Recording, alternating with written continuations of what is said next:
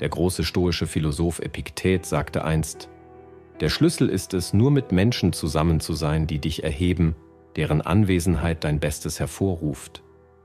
Du hast wahrscheinlich schon den Spruch gehört: Du bist der Durchschnitt der 5 Menschen, mit denen du die meiste Zeit verbringst. Nun, heute werden wir diese Idee durch eine stoische Linse erkunden. Wir werden die 7 Arten von Menschen besprechen, die deinen Fortschritt in der stoischen Philosophie behindern können und wie man mit diesen herausfordernden Beziehungen umgeht. Bevor wir beginnen, würde ich es begrüßen, wenn du das Video liken würdest, damit du mir helfen kannst, die stoische Philosophie weiter zu verbreiten. Wenn du nicht abonniert bist, empfehle ich dir zu abonnieren und die Glocke zu aktivieren, damit du keine Videos verpasst. Art der Menschen. Nummer 1. Der Nörgler. Wir alle haben diesen Freund, Familienmitglied oder Kollegen, der anscheinend an allem etwas auszusetzen findet. Egal, ob es das Wetter, ihren Job oder sogar das Essen in einem beliebten Restaurant ist, sie verpassen nie eine Gelegenheit, ihre Unzufriedenheit zum Ausdruck zu bringen. Nun magst du dich fragen: Warum sollte mich das betreffen? Ich kann sie einfach ignorieren. Nun, das ist leichter gesagt als getan. Konstante Exposition gegenüber solcher Negativität hat eine entkräftende Wirkung auf dein mentales Wohlbefinden. Es ist vergleichbar mit einem undichten Wasserhahn, der langsam dein Reservoir an emotionaler Energie erschöpft. Der Stoizismus lehrt uns, uns auf handlungsfähige Lösungen zu konzentrieren, anstatt uns mit Problemen zu beschäftigen. Stell dir zum Beispiel vor, du arbeitest an einem Projekt mit jemandem zusammen, der ein ewiger Nörgler ist. Jedes Meeting wird zu einer anstrengenden Sitzung voller Beschwerden ohne konstruktiven Dialog. Die Auswirkung? Die Moral des Teams sinkt. Du wirst davon abgelenkt, handlungsfähige Lösungen zu finden. Und du wirst dich wahrscheinlich zunehmend von dem Projekt und möglicherweise sogar vom Leben im Allgemeinen entfremdet fühlen. Wie hilft uns also der Stoizismus, mit einem Nörgler umzugehen? Es gibt mehrere Strategien, die du anwenden kannst. Erstens, begrenze deine Exposition gegenüber dieser Person, wann immer möglich.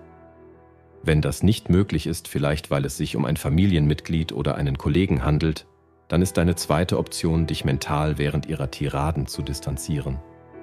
Betrachte ihre Beschwerden als vorübergehenden Sturm, laut und beunruhigend, aber letztendlich vorübergehend und machtlos gegenüber dem unverrückbaren Berg, der deine innere Gelassenheit ist. Deine dritte Option ist, das Gespräch auf Lösungen zu lenken oder das Thema zu wechseln, um etwas Konstruktiveres zu besprechen. Um Marcus Aurelius zu zitieren: Du hast Macht über deinen Geist, nicht über äußere Ereignisse. Erkenne dies und du wirst Stärke finden. Diese zeitlose stoische Weisheit ermutigt uns, unseren mentalen Frieden sorgfältig zu bewachen, um sicherzustellen, dass die Negativität von chronischen Nörglern uns nicht von unserem stoischen Pfad der Widerstandsfähigkeit und Tugend abbringt. Art der Menschen. Nummer 2. Der Dramamagnet. Stell dir vor, du navigierst dein Leben, als wäre es ein Schiff, das durch ruhige Gewässer segelt, aber dann triffst du auf den Strudel, der als Dramamagnet bekannt ist. Diese Person scheint eine endlose Serie von Krisen, Konflikten oder Kontroversen zu haben. Und wie ein Strudel haben sie die beunruhigende Fähigkeit, dich in ihren Strudel des Chaos zu ziehen. Du magst dich anfangs von der Energie des Dramamagneten angezogen fühlen und sie für Leidenschaft oder Aufregung halten. Du wirst jedoch bald feststellen, dass es in ihrer Nähe ist, als würde man ein Schiff durch einen Sturm navigieren, anstrengend und gefährlich. Was die Bewältigung von Dramamagneten so schwierig macht, ist, dass ihre Krisen oft wie deine eigenen erscheinen können. Ihr Chaos ist ansteckend. Du könntest dich sogar in Konflikte verwickelt finden, an denen du ursprünglich keinen Anteil hattest. Nehmen wir ein praktisches Beispiel. Du hast einen Freund, der häufig mit anderen in deinem sozialen Umfeld zerfällt. Heute spricht er nicht mit Sarah. Morgen ist es Tom. Dein Freund sucht bei dir Rat, aber du bemerkst, dass dieser Zyklus nie endet. Und plötzlich findest du dich auch mit Sarah oder Tom im Streit, weil du zu intervenieren versucht hast. In diesem Fall könntest du eine Technik namens reflektierendes Zuhören anwenden. Anstatt Ratschläge anzubieten oder Partei zu ergreifen, spiegele ihre Worte zurück. Zum Beispiel, wenn sie sagen: Ich kann nicht glauben, dass Sarah das über mich gesagt hat. Könntest du mit, also fühlst du dich von Sarahs Worten verraten? Diese Technik ermöglicht es dir, emotionale Unterstützung zu bieten, ohne dich selbst in das Drama zu verstricken. Ein anderer Ansatz, und einer, der möglicherweise kontraintuitiv klingt, ist, selektiv nicht verfügbar zu werden. Der Stoizismus erinnert uns daran, unsere Zeit hoch zu schätzen, und manchmal bedeutet das, für die Krisen anderer Menschen nicht verfügbar zu sein, insbesondere wenn sie sich wiederholen, ohne gelöst zu werden. Schalte dein Telefon zu bestimmten Zeiten aus, schaffe Konzentrationszeiten, in denen du dich ausschließlich auf deine Arbeit oder persönliche Entwicklung konzentrierst, und lass es während dieser Zeiten wissen, dass du nicht gestört werden möchtest. Um Seneca zu paraphrasieren: Wahres Glück besteht darin, die Gegenwart ohne ängstliche Abhängigkeit von der Zukunft zu genießen. Dies kann besonders hilfreich sein, wenn man es mit Dramamagneten zu tun hat. Statt sich ängstlich zu fragen, welche Krise als nächstes passieren wird, konzentriere dich auf den gegenwärtigen Moment, in dem du die Kontrolle hast. Genieße dein Leben und lass competitive. Hast du die richtigen Fähigkeiten? Was ist, wenn du scheiterst? Früh genug fangen ihre Zweifel an, sich wie deine eigenen anzufühlen, und die selbstsichere Vision, die du hattest, beginnt zu wanken. Nun, wie gehst du mit einem Neinsager um, besonders wenn es jemand sein könnte, der dir nahe steht? Eine unkonventionelle, aber effektive Methode besteht darin, sie um Rat zu bitten, anstatt nur deine Pläne oder Bestrebungen zu teilen. Wenn Menschen in eine beratende Rolle versetzt werden, neigen sie weniger dazu, deine Ideen direkt anzugreifen, sondern bieten möglicherweise konstruktiveres Feedback an. Eine andere Methode besteht darin, den Spieß umzudrehen, indem man eine Technik namens positive Konfrontation anwendet. Statt ihre Negativität aufzusaugen, fordere sie auf, über Lösungen nachzudenken. Wenn sie sagen, dass du in diesem Stadium niemals die Karriere wechseln kannst, kontere mit: Interessanter Standpunkt. Wie denkst du, könnte jemand erfolgreich eine berufliche Veränderung vornehmen? Dies lenkt nicht nur die Negativität ab, sondern fördert auch eine konstruktivere Form des Gesprächs. Erinnere dich an die Worte des stoischen Philosophen Epiktet: Wir haben 2 Ohren und einen Mund, damit wir doppelt so viel hören, wie wir sprechen. Zuhören bedeutet nicht, die Negativität aller aufzusaugen. Es bedeutet, wertvolle Inputs von bloßem Lärm zu unterscheiden. Wenn die Neinsager beginnen, deine Leinwand mit ihren Schattierungen des Zweifels zu trüben, trete einen Schritt zurück, höre zu, reflektiere und male weiter dein eigenes Leben mit den Farben, die zu dir sprechen. Lass niemanden dein lebendiges Meisterwerk in eine fade graue Landschaft verwandeln. Art der Menschen. Nummer 4. Das Opfer stellt dir das Leben als ein Schachspiel vor. Jeder Spieler hat dieselben Figuren und dasselbe Ziel, den König des Gegners schachmatt zu setzen. Du denkst strategisch, opferst etwas und gehst Risiken ein. Das Opfer hingegen gibt dem Brett, den Figuren oder sogar ihrem Gegner die Schuld für jeden schlechten Zug, den sie machen. In ihren Augen sind sie dauerhaft schachmatt, nicht wegen ihrer Entscheidungen, sondern wegen irgendeiner externen Kraft, die gegen sie arbeitet. Ihre Erzählung ist eine unendliche Geschichte des Leids, mit sich selbst als hilflosen Protagonisten. Ich komme in meinem Job nicht weiter, weil mein Chef mich nicht mag. Oder ich kann nicht fit werden, weil ich schlechte Gene habe. Jetzt ist es wichtig zu beachten, dass einige Menschen echte Härten und systemische Probleme erleben. Das Opfer, über das wir sprechen, verwendet jedoch ihre Lage als dauerhafte Ausrede und weigert sich, irgendwelche Verantwortung für ihr Handeln oder Nichthandeln zu übernehmen. Du könntest dich in ihrer Geschichte verstrickt finden, vielleicht als unterstützender Charakter, der ständig gerettet werden muss. Angenommen, du hast unzählige Stunden damit verbracht, einem Freund zuzuhören, der seine endlose Reihe gescheiterter Beziehungen ausschließlich ihren Ex-Partnern zuschreibt. Das saugt nicht nur deine Zeit auf, sondern kann dich auch subtil dazu ermutigen, eine ähnliche Opfermentalität in deinem eigenen Leben anzunehmen. Also, was ist dein Zug, wenn du es mit einem Opfer zu tun hast? Es mag verlockend sein, ihr Retter zu werden und endlose Ratschläge und emotionale Unterstützung anzubieten, aber die Stoiker würden davor warnen. Sie würden empfehlen, klare Grenzen zu setzen, um deinen eigenen mentalen Zustand zu schützen. Du könntest eine Technik namens mitfühlende Distanzierung anwenden. Zeige Empathie und Freundlichkeit. Aber versuche nicht, sie aus Situationen zu retten, die sie selbst navigieren müssen. Biete ein offenes Ohr, aber verzichte darauf, ihr ewiger Problemlöser zu werden. Marcus Aurelius sagte einmal: Die beste Rache ist es, anders zu sein als der das Unrecht begangen hat. Wenn du dich in der Erzählung des Opfers verfangen findest, widerstehe dem Drang, selbst eins zu werden. Übernimm die Kontrolle über dein eigenes Spielbrett, mach deine Züge und denke daran: Im Schachspiel des Lebens ist das dauerhafte Schachmatt oft eine Entscheidung, keine Fügung. Lass deine Figuren vorwärts ziehen, opfere strategisch, wenn nötig, und spiele nicht aus Rache oder Mitleid, sondern für Wachstum und Weisheit. Art der Menschen. Nummer 5. Der toxische Positivist. Du kennst diese Person. Sie strahlen immer Sonnenschein, Regenbogen und endlose Ströme von Emojis aus. Sie sind diejenigen, die dir sagen, du sollst einfach glücklich sein, wenn du eine schwierige Phase durchmachst, indem sie deine Gefühle und Erfahrungen mit einer oberflächlichen Welle von glitzerndem Optimismus abtun. Stell dir dein Leben als Garten vor. Es gibt Blumen, aber es gibt auch Unkraut und Schädlinge. Ein toxischer Positivist besteht jedoch darauf, alles zu ignorieren, was nicht eine blühende Rose ist. Hast du Blattläuse auf deinen Blättern? Konzentriere dich einfach auf die Blumen, würden sie sagen. Obwohl es aufmunternd klingt, kann ihr Ansatz dich ungültig fühlen lassen und dich von der Realität entfremden. Angenommen, du machst eine harte Trennung durch. Du bist traurig, verwirrt und auf der Suche nach emotionaler Balance. Der Rat des toxischen Positivisten: Es gibt viele Fische im Meer. Lächle einfach und sei glücklich.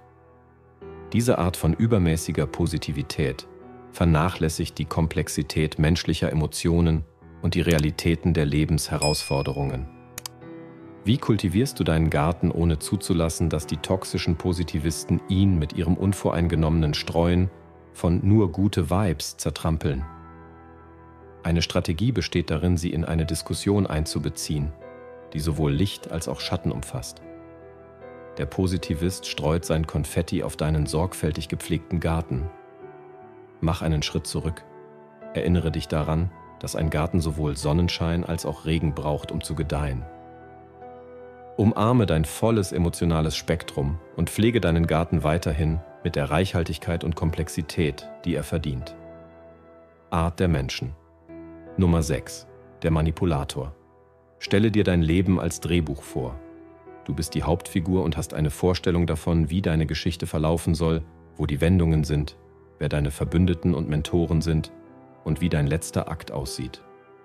Der Manipulator tritt ein, der schattenhafte Produzent, der dein Drehbuch subtil umschreibt, ohne dass du es merkst, bis du eines Tages feststellst, dass deine Geschichte vom Kurs abgekommen ist. Der Manipulator ist geübt in der Kunst der emotionalen oder psychologischen Manöver. Sie könnten Schmeichelei, Schuldgefühle oder sogar Täuschung verwenden, um dich in eine Richtung zu lenken, die ihnen nützt. Du könntest einen Freund haben, der es immer schafft, dich dazu zu bringen, das Abendessen zu bezahlen, indem er etwas sagt wie: Du weißt schon, ich hatte einen schwierigen Monat und du bist so erfolgreich. Es würde dir nicht viel bedeuten, aber es würde meinen Tag besser machen. Im Laufe der Zeit stellst du fest, dass deine Großzügigkeit ausgenutzt wurde, aber sie darauf anzusprechen, fühlt sich unangenehm an, weil sie es als einen Gefallen an einen Freund in Not dargestellt haben. Einen Manipulator zu handhaben, kann eine heikle Angelegenheit sein. Eine Methode, um ihren Taktiken entgegenzuwirken, ist das, was einige Experten als Fogging bezeichnen.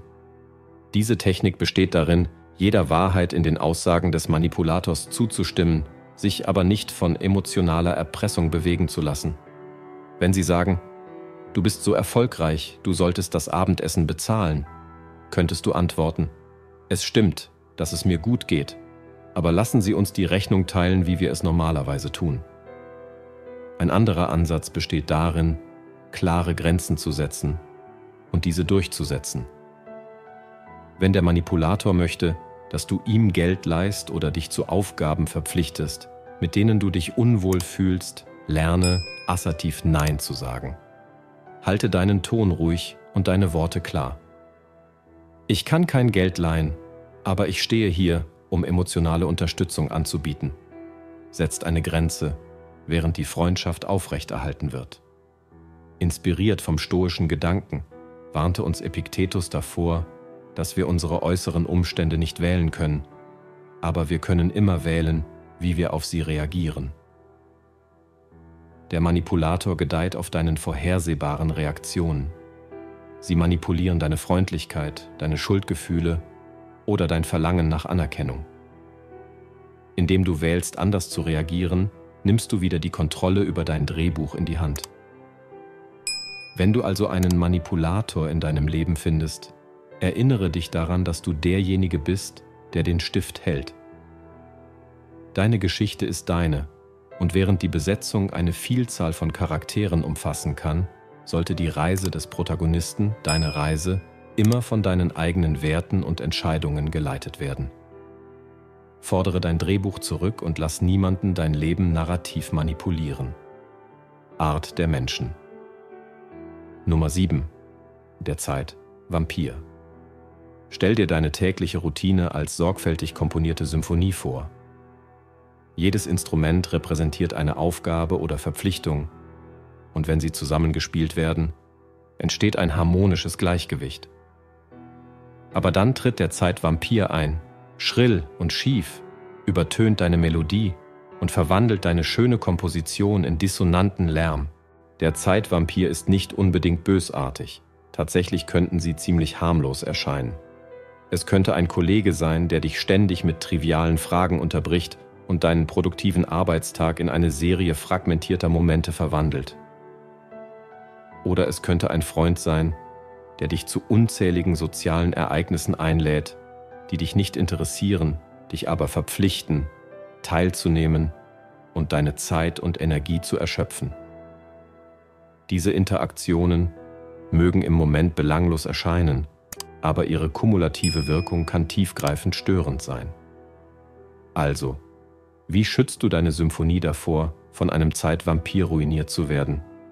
Eine effektive Strategie ist die Pomodoro-Technik, eine Zeitmanagement-Methode, bei der deine Arbeit in Intervalle, traditionell 25 Minuten, unterteilt wird, die von kurzen Pausen getrennt sind. Während dieser Intervalle machst du klar, dass du nicht gestört werden möchtest. Dies setzt eine Grenze, die deine produktivsten Zeiten davor schützt, abgenagt zu werden. Wenn du es mit einem sozialen Zeitvampir zu tun hast, erinnere dich daran, dass es nicht nur in Ordnung ist, Nein zu sagen, sondern für dein Wohlbefinden sogar unerlässlich ist. Anstatt aufwendige Ausreden anzubieten, genügt ein einfaches „Ich schätze die Einladung, aber ich kann nicht kommen“. Die Ablehnung einer Einladung ist keine Ablehnung der Person. Es ist eine Bestätigung deiner eigenen Bedürfnisse und Prioritäten. Lucius Annaeus Seneca sagte einmal: Es ist nicht, dass wir zu wenig Zeit haben, sondern dass wir zu viel verlieren. Schätze deine Zeit wie ein kostbares Juwel und lass nicht zu, dass jemand sie auf zersplitterte Momente zerreibt. Schütze deine Symphonie vor dem Schrillen des Zeitvampirs und behalte die Kontrolle über deinen Takt. Fazit: In der stoischen Philosophie wird die Idee der Eukeiosis diskutiert, die übersetzt Selbstbindung bedeutet. Sie lehrt uns, dass wir die Verantwortung haben, für uns selbst zu sorgen und uns auf die Dinge zu konzentrieren, die innerhalb unserer Kontrolle liegen. Wenn wir uns mit Menschen umgeben, die unsere Fortschritte behindern, sei es durch Negativität, Drama, Pessimismus, Opfermentalität, toxischen Optimismus, Manipulation oder Zeitverschwendung, verlieren wir die Kontrolle über unsere Eukeiosis, indem wir klare Grenzen setzen, reflektieren, wie wir auf solche Herausforderungen reagieren und die stoische Weisheit anwenden, können wir unser Selbstgefühl stärken und sicherstellen, dass wir auf unserem Weg der persönlichen Entwicklung voranschreiten. Und damit schließen wir unsere Diskussion über die 7 Arten von Menschen ab, die deinen Fortschritt in der stoischen Philosophie behindern können. Wenn dir das Video gefallen hat, Vergiss nicht, es zu liken und zu teilen, um die Botschaft des Stoizismus weiter zu verbreiten. Wenn du das Video noch nicht abonniert hast, klicke bitte auf die Schaltfläche Abonnieren und aktiviere die Glocke, damit du keine Videos verpasst.